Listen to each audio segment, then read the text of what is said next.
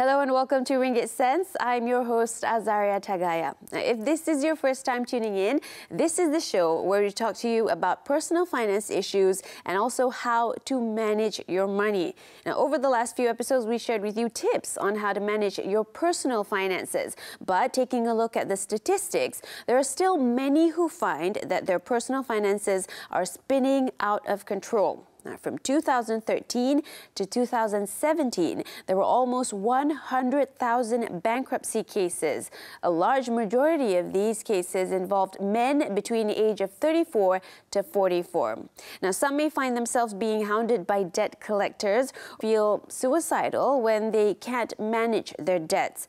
So today, with us in our studio is Nur Fazlin Zakaria, the General Manager Operations at the Debt Management and Counseling Agency, AKPK, to tell us more about what is causing the large number of bankruptcy cases. Okay, hi there. Thank you so much for joining us here on Ringgit Sense. Hi, thank you for having me. Well, it's our pleasure. Well, we want to talk about debt and actually the role that AKPK plays. So first, let's start off with that. What exactly, for those who are uninitiated, what exactly is AKPK and what do you do? Okay, sure. The vision of AKPK, we go by this vision. We want to create a savvy Malaysians. Okay, so our tagline is make prudent financial management as a way of life for all Malaysians. So when you say prudent, it means that you are wise in making a decision, or it's a well thought financial decision making for ourselves. So when AKPK was set up, there are three services that we given to us. First is actually we provide financial counselling. So if someone were to want to know how to set up a budget or wanting to make a purchase or wanting to take up a loan, that person can actually come to AKPK. We will give you an advice. More often than not, a lot of people come to seek our assistance because they are unable to manage their debts. So that goes into our second service, which is a debt management program, where we will talk to all the credit providers and we will restructure the debts on their behalf, on the individual's behalf.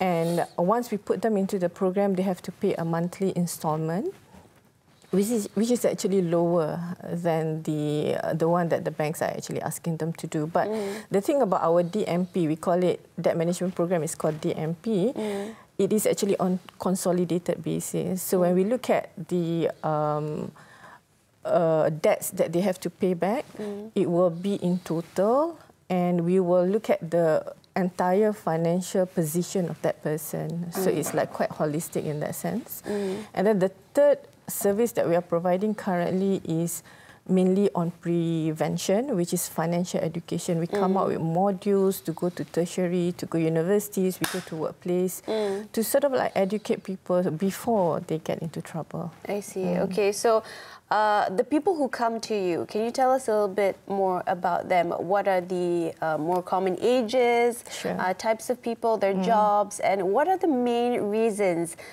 for debt among these people? Okay, we can see that the majority of our DMP customers are between the ages of 30 to 50, 70% of them. I see. We have 15% of those below 30 years old, the Gen Y, and commonly they are in our program due to credit cards and personal loans. So you're talking about a ratio of about 90% of those unsecured debts. Yeah. Okay, so what would be the main cause of debt? Well, those with credit cards, I'm guessing most young working adults, people who are just starting to earn their salaries. Not really young working adults, because if you look at those in the program, actually 30 to 40 years old. But the thing is... so even those with families are hounded by these problems? No, the thing is, I was talking earlier with your colleague that if they do not manage their finances well when they were young, and when they get married, they buy a house, they get a car, and they have got families, they get married and have families, the financial commitment is going to be high. So that is the reason why if the education doesn't come in early, then they're gonna get into trouble later. Yeah. Okay. So it is important to actually be proactive and prevent, you know, from being in that situation later part in your life. I see. Okay, so we found that a lot of people watching our program are actually below 30 years old. Okay. Those starting their first job, first salaries. So you mentioned there's a small percentage of those who do come and see you. So what's the main cause of debt for this age group, have you found?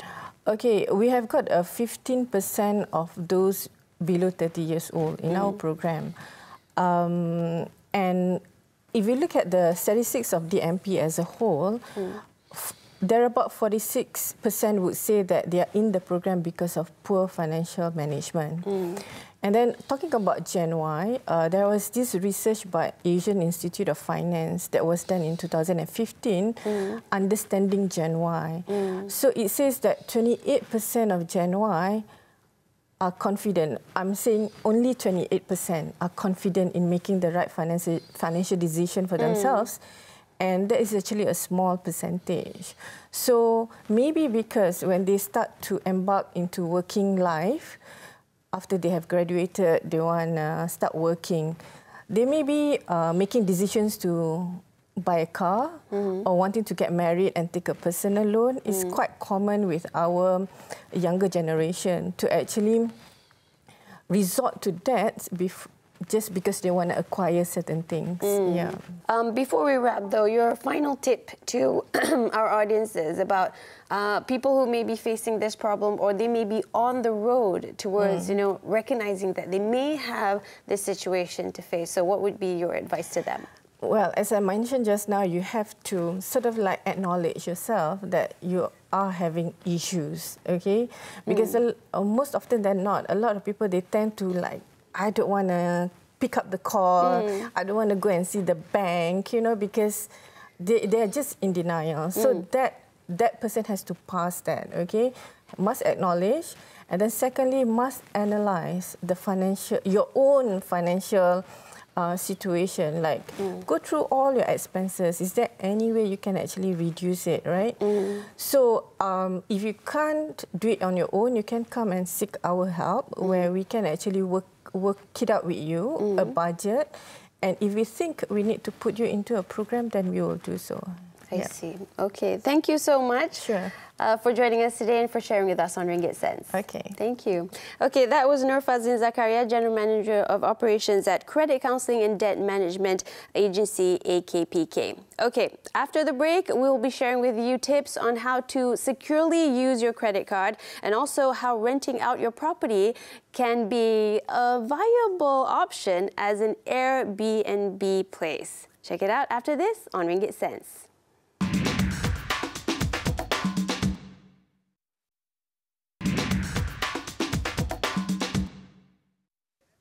Welcome back to Ringgit Sense. You're still with me, Azaria Tagaya. Now, imagine walking into a shop, and as you're about to pay for your item with your credit card, you see a sign that says, credit card not accepted for items less than 30 ringgit. Now, have you ever wondered if that was actually allowed?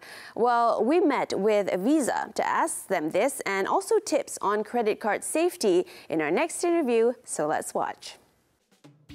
In our interview with KB Ng, the country manager for Visa, this was the first question we asked him. Okay, now talking about purchasing with your credit card, can merchants actually set a minimum purchase amount when you purchase? Yeah, so I'm sure sometimes you see some of these merchants, you know, in certain segment of the business, they trying to take profit out of each of the transactions, and definitely under the Visa rules, we do not allow merchants to actually put a surcharge or even put a minimum transaction limit on each transactions. The reason is because, you know, customers should be given the choice to perform the transactions whenever they want to have a choice of using a card or even using a cash transaction. They shouldn't have a limit to be given on that transaction. So on all cards, whether it's credit, prepaid, debit transaction, they shouldn't have a limit. Merchants are also not allowed to charge you a fee of 2 to 3% to use your credit card. We don't actually encourage merchants to put a surcharge in on every of the transaction, regardless of whether it's 2%, 1%, or even 0.5%. The reason is because it should not actually take advantage of the situation, and that every consumer, when they actually make a purchase of goods and services, it should be all on the same price. So what we have done is that in line with the Bank Negara direction as well, it is prohibited for every merchant to actually charge or put a surcharge on the transactions. If any of the consumer who finds that the merchants actually charge or been charged on a surcharge, they can actually report it to the bank, or even they can actually report it to a Visa directly via visa.com or even through our Facebook page. You might have also seen advertisements selling wallets that supposedly have RFID shielding to protect your credit card from scammers that want to steal information. We asked him if there was really a need for it. All right, KB, tell us about some of the new security features on Visa cards. Some people are actually buying wallets with RFID protection. So do they actually need to do that? Yeah. If you look at the pay-based transactions, you cannot actually perform transactions from a very far distance. For example, this card here, right? Yeah. In order for you to perform a pay-based transactions, you actually need to tap the transactions at the wallet, and you have to be about 4 centimeters away. So if you put the transactions and it's very far, you're unable to actually detect that particular transaction. So you won't be able to perform the transactions. So that's why I would not encourage anyone to actually buy the RFID wallets, because that's basically a stage demonstration that's been performed by some marketing agency that they would like to sell the wallet itself. In fact, I would suggest that you keep your card securely in your wallet, and then whenever you want to perform a transaction, of course you take your card out and then you tap into a PayWave reader. So that's how we actually see that you can actually protect against any fraud or any potential cards that is being compromised when you use a Visa PayWave transactions. Yeah. For Visa, they see online shopping as the biggest growth area in terms of credit card transactions, as more people spend their time using their handphones. Online shopping is big. Based on the latest Visa research, we found that consumers actually spend at least 5 hours on a mobile phone per day, and we also found that more than 90% of the customers actually shop online in Malaysia. That's a very, very high number. And in fact, we see the growth coming from 2017 is 3 times more than the face-to-face transactions. In fact, in the last 1-2 months of our e-commerce transactions, in fact, in December and January, we have seen a spike of huge growth coming from transactions, whether it's in Taobao or AliExpress, Lazada, and this has actually given us a boost in terms of our performance, in terms of the e-commerce transactions. Yeah. With digital payment facilitators like GrabPay and Alipay entering the local market to help consumers switch to a cashless society, Visa does not see them as competitors. The entrance of new players is good for the market. In fact, we see that currently the card transactions in Malaysia is still less than 20% of our total PCE.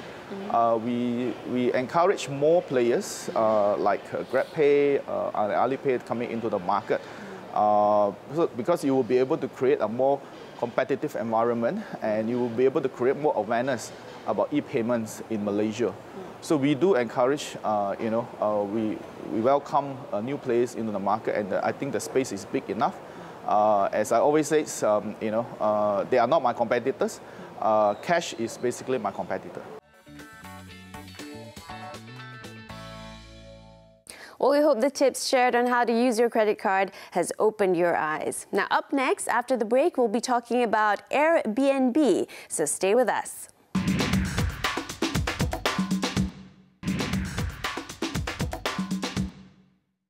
Back on Ringgit Sense. Now, many who invest in property are now venturing into renting out their homes as short-stay homestays using the popular app Airbnb. However, the biggest hassle for many of these investors is having to deal with customers that check in and check out of their homes while they work a 9-to-5 job.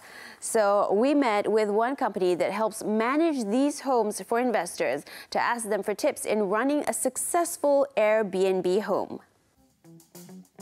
Air Bed and Breakfast, or better known as Airbnb, facilitates people who want to rent their homes or premises to people who are looking for short-term accommodation, either for holidays or for business. Andrew Koo, the co-founder of Lazy Host, a concierge from Airbnb Management Service, tells us more about this business. This young entrepreneur in his mid-30s from Johor is no stranger to the business. Backed with a bachelor degree in civil engineering, Andrew has proved that young age is not a hampering factor to success. His range of clientele stretches from Kuala Lumpur to Bangkok. Lazy Host is actually created to solve these Airbnb problems. As a host myself, I've been hosting for about 3 years. And the problems that I see, because I was working as a full-time under a company, and the problems that I see is that I don't have time to check in, I don't have time to clean, waiting for guests to come. So Lazy Host was created to actually solve these issues. And also, there are so many property investors in KL, who are based in Hong Kong, Singapore, Japanese and stuff. So these people, they don't have time to manage their place and stuff, and that's why Lazy Host is there to actually facilitate and also assist them to, handle full management of their homes. Is this a good business for someone to venture into? Back then, it was 3 years ago, yes. Let's say if you rent a unit for 2,000 ringgit a studio, you're able to generate 4,500 to 5,000 back then, 3 years ago. At the current economic climate, there's so many supplies in KL. It's actually just boom, right? And everyone is fighting for a piece of this economic pie. No doubt, yes, we are still able to break even or maybe get some, get to earn a profit, probably 30% to 40% more, but it's much more difficult compared to 3 years ago. For new hosts-wise, I will really suggest that to put more effort into dressing up the whole house. Quality units basically sells better, and also the location of the property. Although at the moment Airbnb is not regulated in Malaysia, Andrew strongly believes that one day it will be, as there are people who would invest their homes for business purposes. In Malaysia, it's not regulated. Airbnb is not regulated, unlike Uber or Grab. Uber and Grab is regulated currently. We strongly urge, we will prefer the government to actually regulate it, because there's so many supplies all over KL right now, and some of them don't really hit the criteria, the safety criteria. For example, you are required to have what is this water sprinkler and stuff like that at condo, just like hotel standards, right? Yeah, so in Malaysia it's not regulated. In Bangkok it's grey as well, in Singapore it's regulated, right?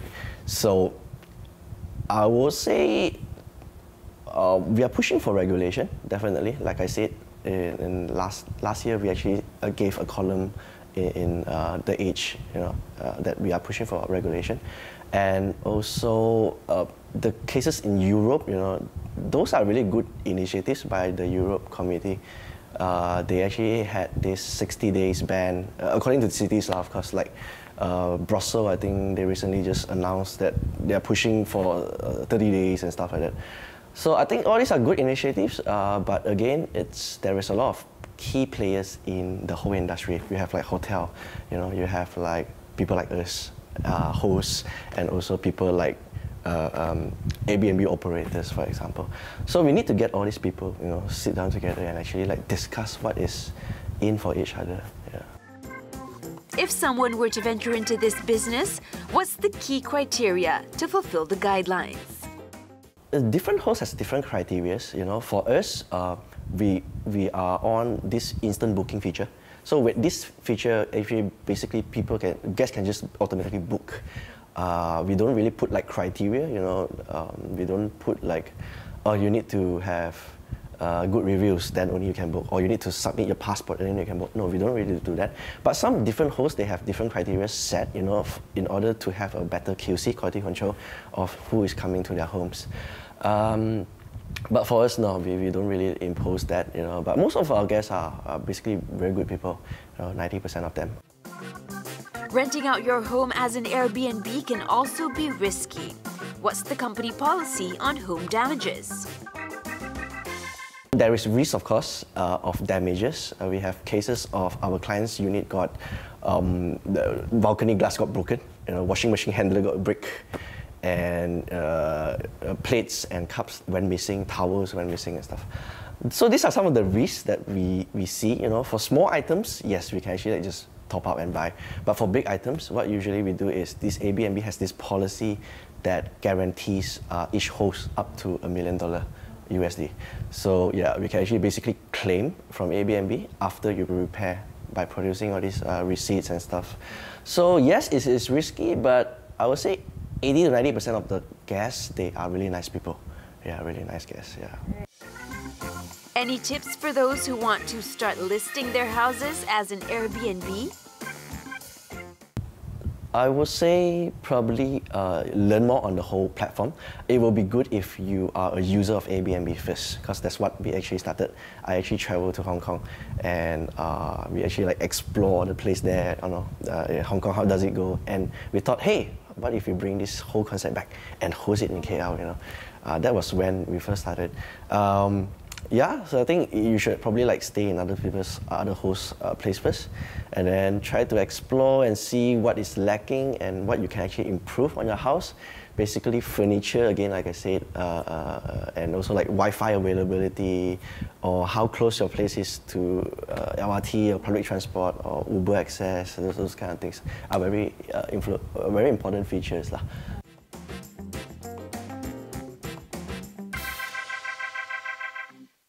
Well, we've come to the end of the show. If you want to see the interviews from today or some of our previous episodes, go to our Facebook page, Ringgit Sense TV3. Before we go, I'd like to wish all of our viewers a happy Chinese New Year. I'm Azariah Tagaya, and we'll see you again on Ringgit Sense next week.